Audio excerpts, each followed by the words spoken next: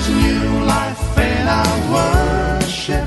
There's new life in our service. The Spirit of the Lord has Good morning, viewers.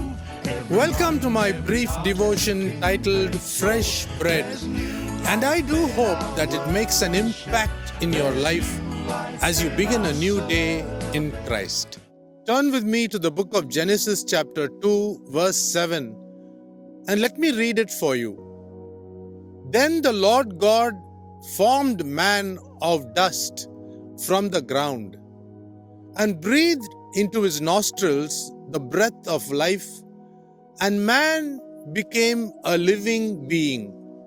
The Hebrew word for life is kai, which is plural, because it has within it both the human spirit and the human soul. Because Satan deceived Eve and Adam, as we read in Genesis chapter 3, verses 16 and 17, we find that horrible things happened because of the fruit they ate in disobedience. The God life that was blown into them in Genesis 2:7 died.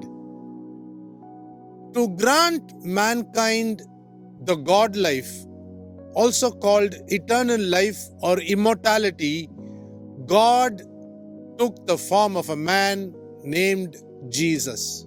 Jesus Christ lived for 33 and a half years without sinning, only to shed his precious blood on the cross of Calvary to forgive mankind and reintroduce eternal life to all those who accept him.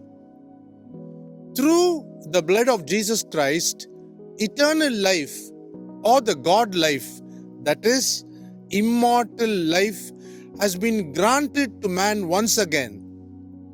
What the devil tried to destroy, Jesus Christ came to the earth as the tree of life only to guarantee eternal life to those who believe in his finished work at the cross of Calvary. When we put our faith in the death, that is the finished work of Jesus Christ, we receive eternal life, that is prolonged life.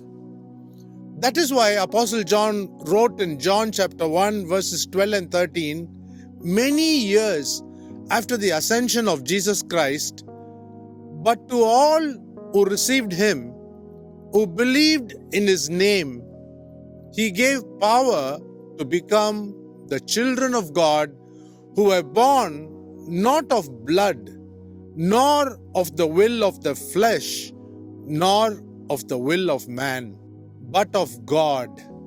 Not only Jesus Christ came back to life after he died, the good news is that we too will come back to life to rule and reign with Jesus Christ forever. Resurrection, as it is called, is a must for renewed eternal life. Let me read 1 Corinthians chapter 15 verse 19 before I close today. If for this life only we have hoped in Christ, we are of all men most to be pitied. Think of this today. See you tomorrow, God willing.